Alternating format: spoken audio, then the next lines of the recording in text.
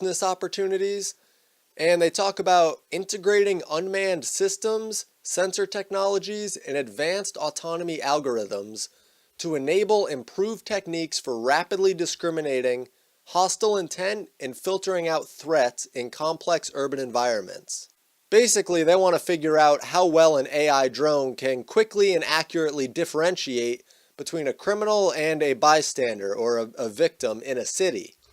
Like I said, this was back in May of this year, and they even lay out a test scenario where a person's walking towards a spot that they shouldn't be, and the person ignores a verbal warning and then a flashbang and then being illuminated by an eye-safe laser dot. The human supervisor in charge of the drone is then given a summary of the drone's observations, warning actions, and the person's responses and current location. So according to DARPA, the idea isn't to have drones actually hunting people in the same sense that you'd hunt an animal, but rather to have them observing everything that people do and then notifying authorities. And this was just one example of someone walking towards an area that pedestrians aren't allowed. I mean, I tend to wonder how this drone would react in a more time-sensitive situation like a mugging or a break-in. I mean, I have no reason to think that they wouldn't just notify authorities and track the person, but DARPA gave a fairly benign example. And this was back in May. So then in July, DARPA's FLA program was completed. That stands for Fast Lightweight Autonomy. And this project was started back in 2015. The main military application of this is reconnaissance, essentially mapping out new or enemy territory and providing the supervisor with a clickable interactive display afterwards. And this AI is also identifying roads, buildings, people, so it's offering a semantic interpretation of what it's viewing. Now, I don't necessarily remember this because I was rather young at the time, but a little over a decade ago is apparently when drone surveillance technology was exposed, and it was called a conspiracy theory that it would ever be used to monitor US citizens in an area where they would otherwise have a reasonable right to privacy, whether that comes in the form of privacy of beliefs, privacy of your home, privacy of your person and possessions, privacy of your personal information. And of course, all of these things are protected by the Constitution in their own capacities and with their own intricacies.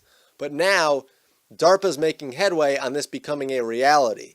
They've been surveilling North Korea with long-range surveillance drones since 2014. But now, DARPA is seeking FAA approval for military drones over US cities. In this Zero Hedge article, they also mentioned the 100-mile wide swath where constitutional rights are being chipped away at more so than they are on a nationwide scale. A lot of the information on this 100-mile border zone around the US is publicized by the ACLU, which is an absolutely abysmal and unnecessary organization, but they do have a decent amount of information on this topic. Now, if you want an idea of the supposedly nonpartisan ACLU, this is what you get when you open up their webpage.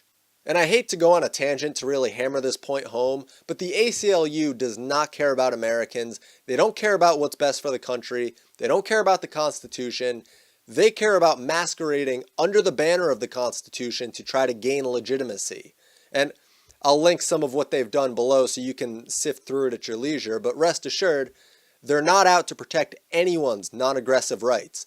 They're an Olympic contender in mental gymnastics, figuring out how badly they have to interpret the Constitution to get it to conform to their feelings. That's why they called Trump's immigration ban from certain countries a Muslim ban, when it very clearly wasn't. And they say voter suppression is requiring an ID to vote. And it only gets worse. So if you're going to check out what they call accomplishments, buckle up, because it's a pretty rough and mind-numbing ride.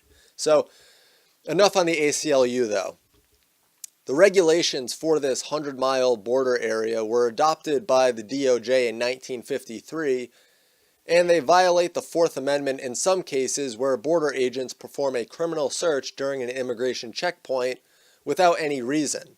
And I know that this is supposed to be a DARPA video, but let me just quickly address this, because constitutional rights within 100 miles of the border of the US, where 2/3 of Americans live, is pretty important. So Immigration checkpoints are very necessary. The agents should be trained in identifying real and fake documentation, and the Supreme Court even ruled that they're constitutional so long as it's only a brief and limited inquiry into the person's residence status.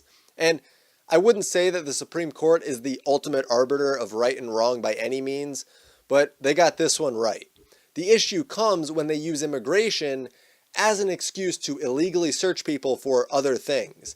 That is a violation of the Constitution, and the penalty for that should be far more severe, but that gets swept under the rug. And this ties into the drone story because the drone is a method of surveillance. Can these drones operate in the 100-mile border zone? Can border agents use what they find on the drones as reason for further searches? Do the constitutional rights of people change in the border zone? I mean, much of the problem the ACLU has, aside from their issue with immigration checkpoints in general, can be solved by holding the DHS more accountable for their border agents and making sure that they have probable cause to search someone beyond just inquiring about their residence status. But the ACLU wants to say that because the system is being poorly regulated, the entire system needs to be torn down. Rather, people just need to be held accountable for violations. So as far as this 100-mile border zone goes, it's certainly something to be hyper-vigilant about and keep a close eye on with these surveillance drones. Defense One is reporting on General Atomics and now DARPA seeking FAA certification to fly large unmanned aircraft within the continental US. And they mention one use is to ferry people to offshore oil rigs. Currently, Predator drones are only allowed to fly over the US in a handful of largely unpopulated areas along the US-Mexico border. The FAA is working to change those guidelines, and the stated goal is 2030, although they're hoping to have this done by the mid-2020s. That's less than a decade to the mid-2020s, and I'm all in favor of keeping America safe, but as with most of DARPA's technology, the stated use is often very benign, and it's used to get people accustomed to something rather than just going in with a belly flop.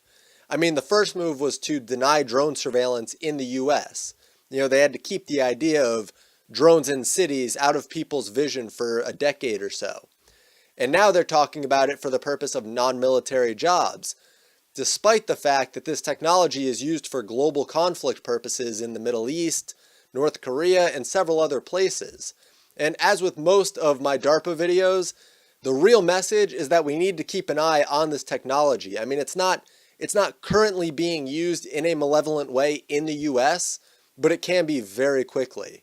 The FAA is that ticket, and from everything that I've presented here, I'd be shocked if this doesn't develop into a more serious situation.